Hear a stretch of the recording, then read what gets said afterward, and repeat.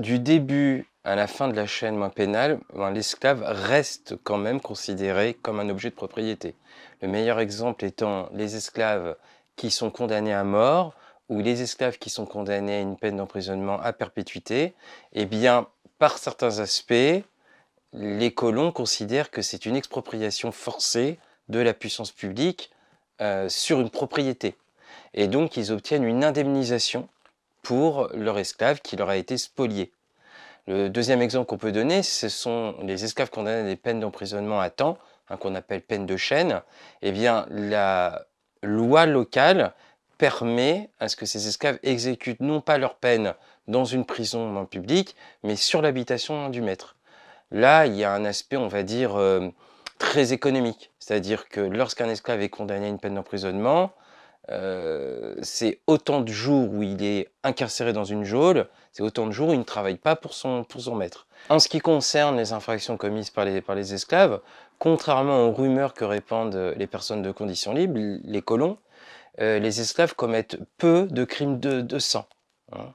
Statistiquement, les deux grosses infractions commises par les esclaves, ce sont les vols et le marronnage. Lorsqu'un esclave fugue de l'habitation de son maître, eh bien, selon la durée de la fugue, on le reconnaît ou petit marron, si c'est entre 3 jours et 1 mois, ou grand marron, si c'est plus d'1 mois. Le marronnage, eh bien là, on va dire, c'est l'aspect sans doute le plus profond de l'humanité. Les esclaves, naturellement, veulent retrouver leur liberté. Ce qui explique pourquoi, en moyenne, c'est entre 4 et 5% de la population esclave de la Réunion qui marronne en permanence. Les vols, eh bien, ce sont surtout des vols d'aliments.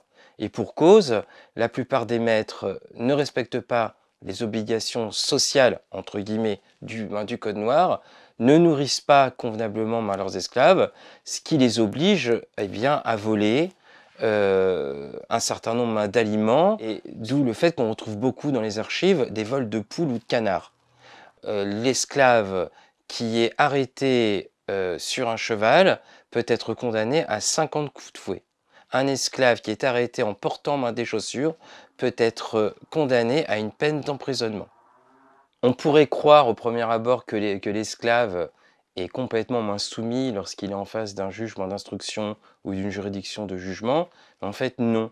Les archives nous montrent que l'esclave est un acteur et qu'il développe toute une série de tactiques pour éviter ou qu'on lui reconnaisse la culpabilité s'il est innocent, ou pour minimiser sa responsabilité dans les faits.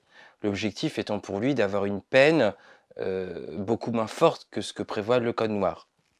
À l'origine, le Code noir ne consacre que 6 articles au droit pénal des esclaves.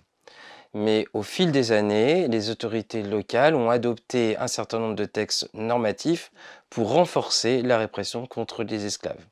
Effectivement, au titre du Code noir, l'esclave doit être jugé selon la même procédure qu'une personne de condition libre, mais en pratique, on considère qu'on peut lui imposer un certain nombre de contraintes. À titre d'exemple, les esclaves sont jugés en certaines périodes par des juridictions spéciales qui jugent en première et dernière instance, c'est-à-dire qu'il n'y a pas de possibilité pour l'esclave de voie d'appel. Et d'autre part, on a toujours élaboré des infractions spécifiques pour les esclaves. La prison est au fond à l'image de la société coloniale esclavagiste. Elle est fondée sur la ségrégation. Les personnes de condition libre, eux, sont condamnées à des peines d'emprisonnement, de réclusion, et ils exécutent leur peine dans des quartiers spécifiques dans la prison, et ils ne sont pas astreints, par exemple, à des travaux obligatoires dans la journée. En revanche, les esclaves, eux, sont d'une part enchaînés, c'est systématique, et d'autre part sont astreints à des travaux moins forcés, comme par exemple l'entretien des routes de la colonie, le carénage, par exemple, des arsenaux, etc., etc. Mais les esclaves, eux, ne restent pas non plus les spectateurs de leur propre peine. Et on constate de nombreux cercles de sociabilité qui se nouent à l'intérieur des prisons et qui, en point d'orgue, se traduisent par des évasions. Un exemple intéressant, celui d'une évasion qui a eu lieu en 1822, où 2 esclaves se sont évadés pendant la nuit en cassant leurs chaînes et ont profité du temps d'évasion pour casser les chaînes de 2 autres esclaves pour s'évader avec eux.